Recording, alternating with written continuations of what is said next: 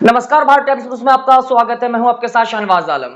इस वक्त हमारे साथ डॉक्टर एमयू दुआ हमारे साथ मौजूद हैं, जो कि ह्यूमन राइट्स एक्टिविस्ट हैं और अपनी बात बेबाकी से रखते हैं।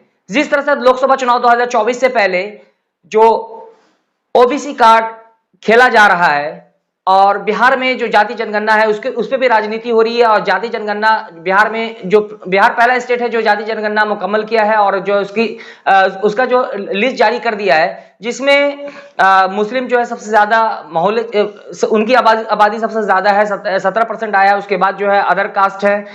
लेकिन बात यह आती है कि जाति जनगणना तो हुआ है, लेकिन जहां एक तरफ राहुल गांधी जाति जनगणना की बात करते हैं, ओबीसी की बात करते हैं, लेकिन वही एक तरफ जो है नरेंद्र मोदी भी ओबीसी की बात करते हैं, लेकिन जाति जनगणना से इनकार करते हैं।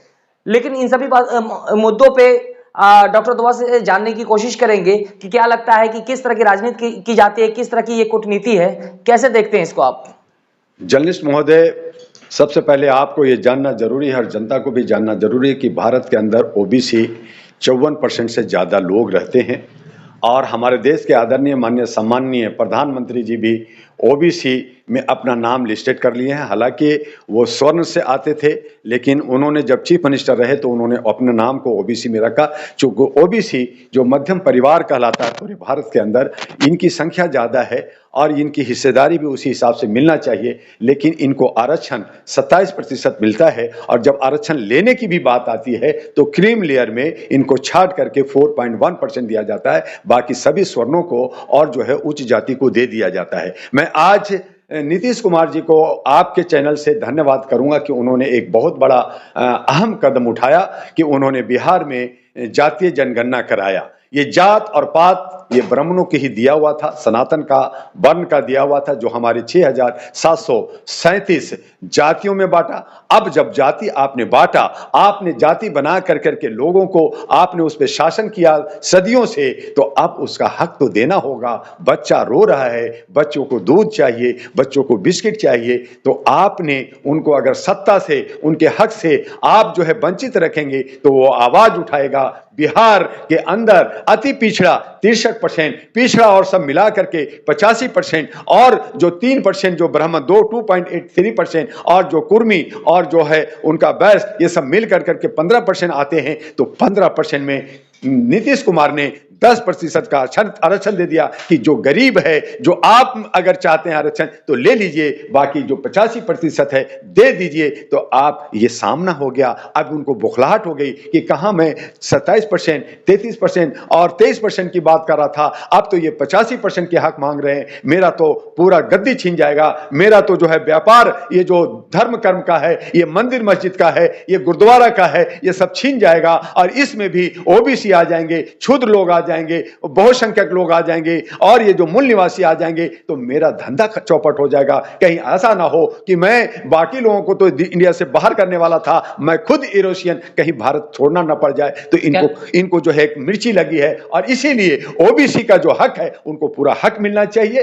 और उसके लिए जो ओबीसी को एकजुटता दिखा करके उसके अंदर जो है आपसी में फूट ना बना करके एकजुटता के लिए लड़े। और आज जो 5 राज्यों में चुनाव हुआ, जहां पे इंडिया गठबंधन है, जहां पे जिनको हम सेकुलर देश का ये पार्टी कहते हैं कांग्रेस को, उसने जो है 100 सीट मध्य प्रदेश में ओबीसी को देना चाहिए था, वहां पे उन्होंने सिर्फ 32-33 सीट दिया है। तो वो बेईमानी है, और इसीलिए ये जो है ये बात सामने आया है कि ना हमें एनडीए चाहिए ना मुझे इंडिया चाहिए। ये दोनों जो है हमारे हक को मान रहा है, हमारे ओबीसी के हक को मान रहा है, और ओबीसी को अपनी आवाज उठाने के लिए जो है राष्ट्रीय महागठबंधन की तरफ रुख करना चाहिए। लेकिन बात उठती है कि जिसकी जितनी आबादी उसकी उतनी हिस्सेदारी।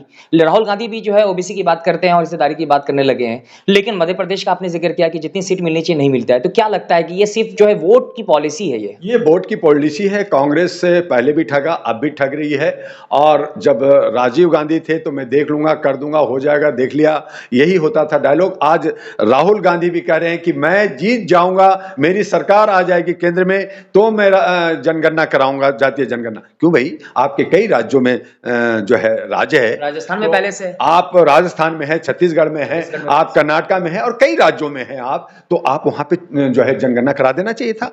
आप जो है इंडिया गठबंधन बनाए, तो इंडिया गठबंधन में जितने भी क्षेत्रीय पार्टियां जो चीफ मिनिस्टर है उनको जनगणना करा, एक सिर्फ जो है झारखंड ने कहा मैं जनगणना कराने जा रहा हूं, तो बाकी लोग करें, मैं जीतूंगा। तो उसी तरह से बीजेपी कह रहा है कि मैंने महिला बिल तो ला दिया है, लेकिन महिला बिल पास भी करा दिया है, लेकिन मैं उसको इंप्लीमेंट करूंगा 2029 में। क्यों भैया, आप 2 बार 10 साल शासन करने के बाद, आप बेवकूफ बनाने के बाद, आप जो है टाल मटोल करने के बाद, जन आंदोलन करने के बाद, खून खराबा करने के बाद आप देश को लॉलीपॉप देना चाहते हैं, और वो भी आप जो है टुकड़ा, अरे मेरी पूरी रोटी पे हिस्सा है, मुझे पूरा रोटी चाहिए। और यही जो है कांग्रेस और बीजेपी ये जो गेम खेल रही है, ये टुकड़ा टुकड़ा कर करके एक टुकड़ा दे करके संतुष्ट करना चाहती है, और जो है 85% का हिस्सा खुद लेकर के खाना चाहती है, तो ये नहीं होने देगा। और बिहार ने ये आईना दिखा दिया है, और पूरे भारत के अंदर एक बहुत बड़ा जन आंदोलन होगा कि राष्ट्र आपको जातीय जनगणना कराना होगा, और जिसका हिस्सा और उसको उतना भागीदारी देना होगा, और तभी देश चलेगा, नहीं तो हम आपको उखाड़ के बाहर कर देंगे। और यही 24 में जवाब देने के लिए अब राष्ट्रीय महागठबंधन और जो है अहरा नेशनल पार्टी डॉक्टर दुआ कमर कस चुका है। इसके सारे टीम भारत के अंदर फैल चुका है टिड्डे की तरह, और हम इनको बाहर फेंकेंगे। वोमेन्स रिजर्वेशन बिल जो है संसद में जो पास हुआ है, लेकिन राहुल गांधी जो है बाहर में, वहां पे तो कांग्रेस भी समर्थन की है तभी तो पास हुआ है, लेकिन बाहर में सिर्फ ओवैसी और ओवैसी के जो सांसद हैं इम्तियाज जलील, उन दोनों ने उनका विरोध किया, उन्होंने वोटिंग नहीं की।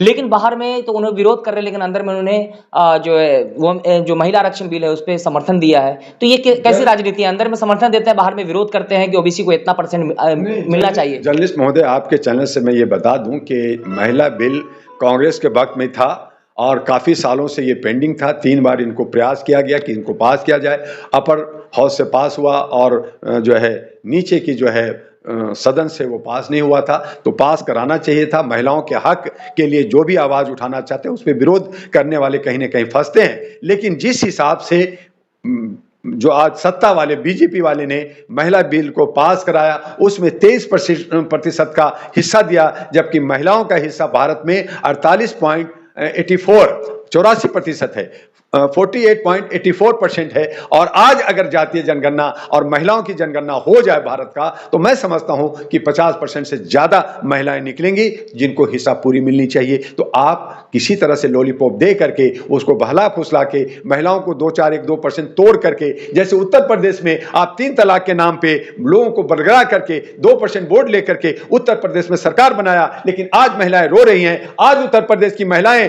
बीजेपी के खिलाफ खड़ी हैं, और यही अब महिलाओं को जागना होगा कि आपको जो दिग्भ्रमित करके, आपको दशा विहीन कर करके, आपको ये जो लॉलीपॉप महिला विधेयक दे करके ठगी का धंधा कर रहे हैं, आप उसको बचना होगा। और यही ओबीसी के साथ हो रहा है, यही अति पिछड़ों के साथ हो रहा है, यही जो है बहुसंख्यक के साथ हो रहा है, यही आदिवासियों के साथ हो रहा है। और हिंदू मुसलमान कर करके, पाकिस्तान हिंदुस्तान कर करके, झूठा प्रोपगंडा कर करके, सैनिकों को मरवा कर करके, नौजवानों को बेरोजगार करके, अशिक्षित कर करके आप सत्ता में बने रहना चाहते हैं। ये नहीं होगा। ये लोकतंत्र की खूबसूरती को आप कालिक बना रहे हैं। ये काले कौवे को आज नहीं तो कल हारना होगा और बाहर जाना होगा। इनको अफसोस नहीं बल्कि इनको रोना होगा।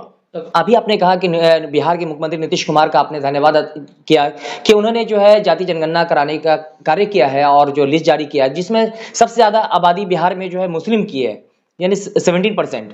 तो क्या लगता है कि कोई जो राजनीति में कोई बड़ा हिस्सा, मतलब मुस्लिम को कोई पद मिलेगा? या फिर बिल्कुल आपने सही कहा कि मुसलमानों की बिहार में 17%, यादवों की 14% और बाकी 3%, 4%, 5% है। तो उस हिसाब से अगर हिस्सेदारी मानने की बात तो चीफ मिनिस्टर मुसलमान को होना चाहिए या यादव को होना चाहिए, और यही लड़ाई होगी। और इसके लिए हमने कहा कि अब जो बहुसंख्यक लोग हैं इकट्ठे होकर के सामंतवाद को, मनुवाद को हराना चाहती है। और ये जो एनडीए है ये मनुवाद लोग हैं, सामंतवाद लोग हैं, ये हिंदू मुस्लिम करके लड़ा करके, मंदिर मस्जिद करके लड़ाना चाहती है। और दूसरी तरफ जो कांग्रेस और ये जो इंडिया गठबंधन बनी है, ये सब लोग जो है लुटेरे लोग, ये जो है चमगादड़ लोग, ये जो लोमड़ी लोग, ये लोग भी लूटे हुए लोग, लूट रखा है, इनको भी बाहर होना चाहिए। और इसीलिए मैंने कहा कि हमें साउथ इंडिया में जहां मुझे स्टेलिन चाहिए, एक नाई, एक हजाम चाहिए, तो दूसरी तरफ हमें नॉर्थ इंडिया में मायावती चाहिए जो दलित की लीडर है। तो मायावती राजकुमारी और साउथ का राजकुमार, अगर ये राजकुमार और राजकुमारी मिल जाएं तो इन मनुवादियों को, इन समानवादियों को उठा के बाहर फेंका जा सकता है और आने वाले वक्त में या तो मायावती या स्टेलिन प्रधानमंत्री हो सकता है और देश का जो है सच्चे तरीके से हम बहुसंख्यक का या जो है हम दलितों का राज ला सकते हैं और हम अपने जो है जो सत्ता के आने के बाद हमारी जो व्यवस्था चाहिए, हमारा जो हक चाहिए, वो हम आसानी से प्राप्त कर सकते हैं। तो देखा कि आपने जो हमारी बातचीत हुई इन सभी बातों पर आप क्या सोचते हैं, कृपया कमेंट करके हमें जरूर बताएं। जय हिंद, जय भारत।